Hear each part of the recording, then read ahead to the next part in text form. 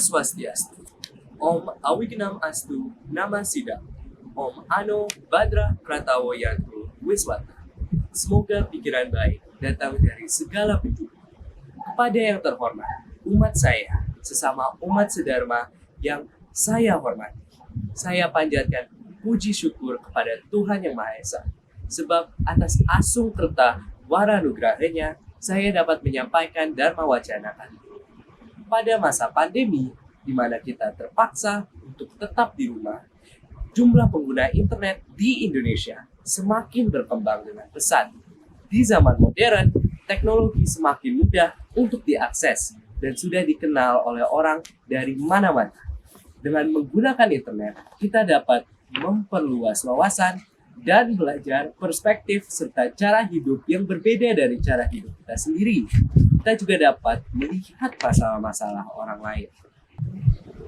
Coba lihat teman-teman, saat kita sedang berjalan ke sekolah, kita dapat melihat puluhan sampai ratusan orang.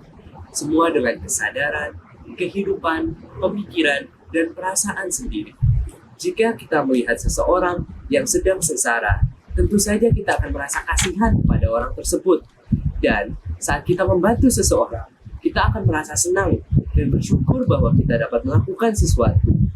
Dan saat kita melihat orang yang sedang menyakiti seseorang, kita akan merasa sedih. Karena sebenarnya manusia tidak mau mengancam atau melawan sesama manusia.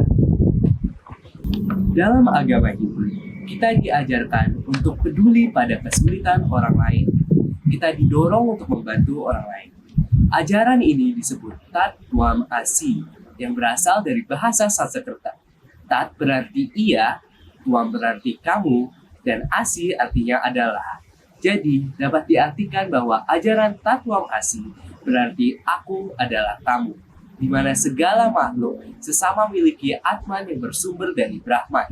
Dalam kehidupan sehari-hari, Tat Twam Asi mengajarkan kita untuk tidak memperlakukan orang lain dengan semena-mena dan untuk saling membantu jika membutuhkan.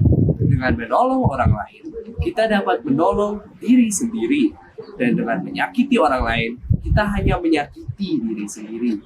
Tidak hanya manusia juga, Tat Twam Asi juga mengajarkan kita sebagai umat Hindu untuk tidak menyakiti hewan, untuk tidak membeda-bedakan ciptaan Sang Hyang Widiwasa, sebab ia sebagai sang pencipta tidak membeda-bedakan ciptaannya sendiri. Jika kita menyakiti hewan, menyakiti tumbuhan, kita sama saja akan merasa sedih. Kita akan merasa berdosa. Kok bisa tega-teganya menyakiti sesuatu yang tidak dapat melawan kembali? Menyakiti sesuatu yang sebenarnya tidak bersalah ataupun tidak mengerti.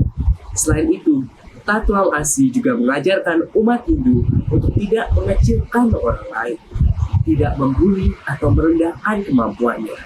Rasa iri atau cemburu tidak boleh menurunkan kemampuan orang lain, sebab melukai hati orang lain termasuk menyakiti orang tersebut. Dan dengan menyakiti orang lain, kita hanya menyakiti diri sendiri. Tat Twam Asi ini penting, sebab kita sebagai individu tentu saja memiliki keterbatasan. Umat sedar, pernahkah kalian mengalami masalah yang sulit untuk diselesaikan sendiri? Di masyarakat, hampir setiap hari terjadi interaksi di mana manusia membutuhkan bantuan dari manusia lain. Hal itu disebabkan oleh salah satu kekuatan utama dari manusia.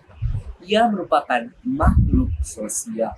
Bayangkan, jika tidak ada Tat Twam Asi, tentu saja kita tidak dapat membantu orang lain, sehingga kita akan terjebak. Kita tidak dapat memenuhi kebutuhan hidup sehari-hari jika tidak dibantu oleh orang lain yang didorong oleh kebaikannya sendiri. Oleh karena itu, dapat dikatakan bahwa Tat Twam Asi merupakan dasar dari susila Hindu atau perilaku baik yang mulia dan selaras dengan ketentuan Dharma. Sikap saling tolong-menolong yang didorong oleh toleransi merupakan tujuan utama dari Tat Twam Asi. Sebenarnya, semua manusia itu sama. Makhluk hidup lainnya pun memiliki kesamaan dengan manusia. Sebab segala hal di dunia ini merupakan ciptaan dari Sang Hyang Widiwasa. kita sebagai makhluk hidup harus saling memaafkan dan melupakan agar masyarakat atau komunitas setempat dapat maju. Pada cerita Mahabharata, diceritakan tentang perjalanan Dewi Kunti bersama dengan para Pandawa untuk keluar dari sebuah istana yang dibangun sebagai sebuah jebakan Dewi Kunti dan para Pandawa. Istana tersebut dibangun oleh Kurawa yang disebut Gua Gala-Gala. Rencananya hampir berhasil, tetapi berkat bantuan dari Arya Widura, Dewi Kunti dan para Pandawa dapat melarikan diri dari istana maut milik Kurawa. Dengan rombongan, Dewi Kunti melanjutkan perjalanan mereka, dan pada akhirnya mereka memutuskan untuk beristirahat di bawah sebuah pohon beringin yang berada di hutan yang sangat lebat. Semuanya langsung tertidur, kecuali Bima. Di dekatnya terdapat sebuah pohon randu yang sangat besar. Tinggallah raksasa kakak beradik, Hidimba dan Hidimbi. Bau dari para Pandawa tercium oleh Hidimbi, dan adiknya Hidimbi disuruh untuk menipu para Pandawa agar mereka dapat memakannya. Hidimbi pun berangkat ke pohon beringin para Pandawa. Namun karena melihat Bima yang sedang duduk, dia jatuh cinta dengan kegagahannya. Setelah berpikir panjang, Hidimbi membandingkan dirinya dan merias dirinya untuk mendekati sang Bima. Hidimbi berkata bahwa ia diutus oleh kakaknya untuk menangkap para Pandawa. Akan tetapi, ia jatuh cinta kepada Bima setelah melihat kegagahan dan ketampanannya. Ia jatuh hati dan mengajak Bima untuk melarikan diri dari kakaknya. Bima berkata bahwa ia tidak dapat meninggalkan ibu dan saudara-saudaranya. Bima menyuruh Hidimbi untuk menaruh para Pandawa pada punggungnya.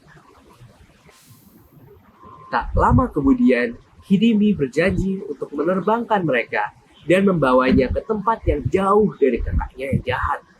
Hidimba semakin tidak sabar menunggu adiknya, dan dengan cepat ia mengunjungi pohon beringin para Pandawa. Ia melihat bahwa adiknya, Hidimbi, sedang berbicara dengan Bima. Hidimba marah, dan setelah perkelahian yang sengit, Bima memenangkan pertandingannya, dan ia membunuh si Hidimba. Dewi Kunti lalu menyuruh Bima untuk menikah dengan Hidimbi, dan setelah setahun, Hidimbi melahirkan pria laki-laki yang dinamakan Gatotkaca.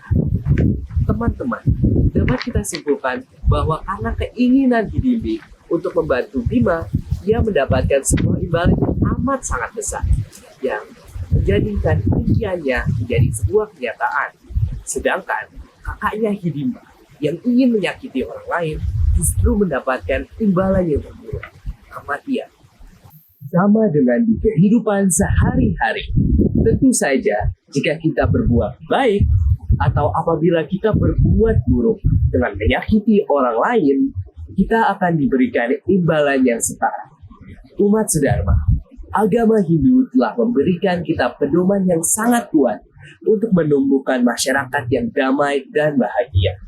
Oleh karena itu, kita harus memegang pesan moral tersebut agar kita dapat menjadi manusia yang lebih baik.